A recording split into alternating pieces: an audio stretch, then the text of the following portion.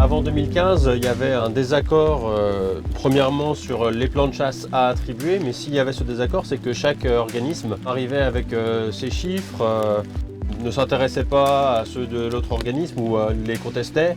Il y avait forcément des désaccords profonds sur la façon de gérer la population, en particulier de cerfs, mais aussi de chevreuils. Donc il y avait un désaccord sur le constat et sur l'objectif. Effectivement, le dialogue était rompu à cette période-là. Oui. Il y avait beaucoup plus d'animaux, que ce soit cerfs ou chevreuils, sur ce massif. Nous, chasseurs, on en veut un peu plus, alors que les forestiers étaient déjà en train de nous dire ça fait trop longtemps que la forêt subit quelques dégâts et a du mal à pousser, quoi. Il y avait une incompréhension de chacune des structures envers les autres, c'est-à-dire que les chasseurs parlaient peu aux forestiers et les forestiers parlaient très peu également aux chasseurs et ne comprenaient pas leurs besoins. C'est effectivement l'ONCFS à l'époque qui a fait un appel à projet pour avoir des territoires de développement pour la mise en place d'indicateurs de changement écologique sous le nom de Sylvafaune. Le dispositif Sylvafaune, il est animé par l'OFB, donc on arrive en tant que structure neutre, scientifique, qui vient apporter un appui pour le déploiement d'outils qui vont permettre de sortir du ressenti et mettre en place des diagnostics qui sont partagés et objectifs.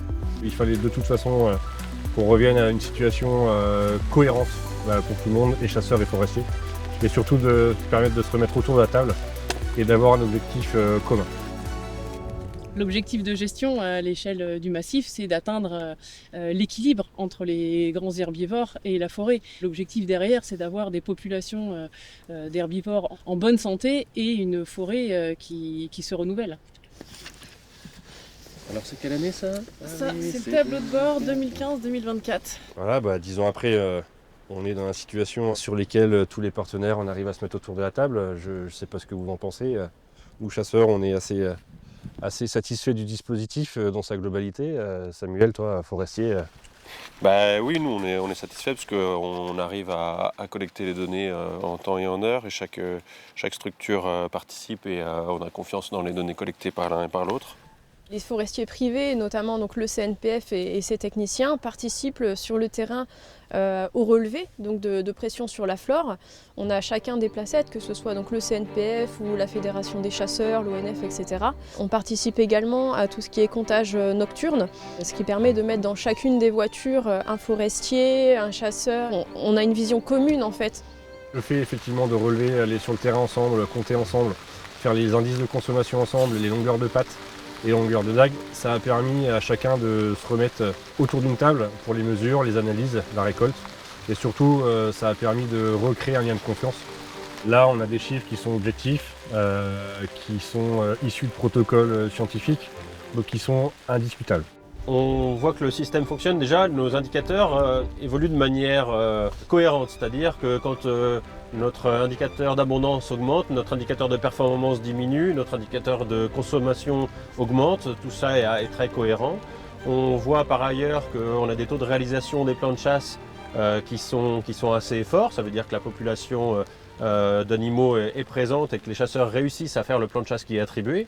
On a eu quelques tensions avec nos chasseurs au départ, mais bon, une fois qu'on leur a expliqué, montré les chiffres et montré les différents résultats qu'on a obtenus via ces différents protocoles, effectivement, ils étaient derrière un peu d'accord avec nous.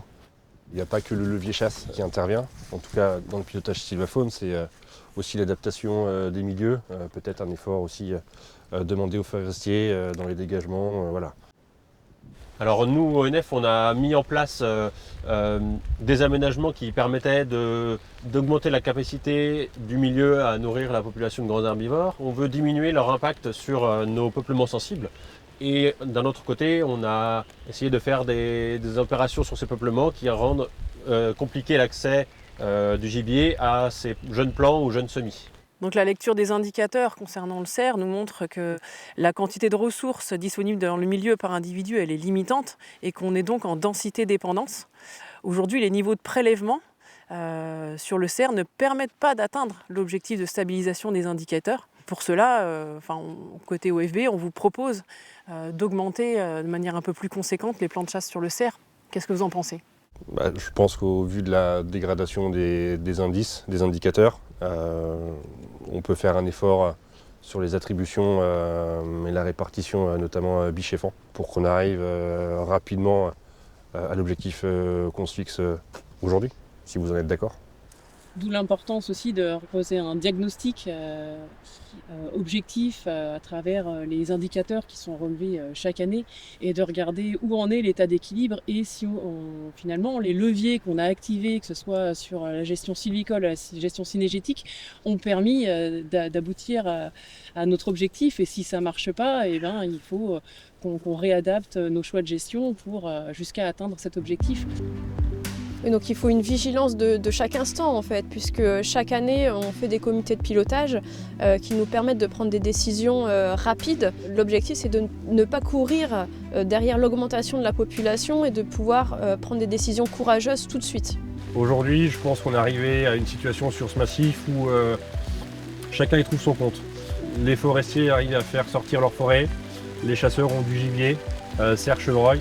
Les relations avec les forestiers et le monde cynégétique est très largement ouvert. On discute tout le long de l'année. Aujourd'hui, je pense que le bilan est assez positif.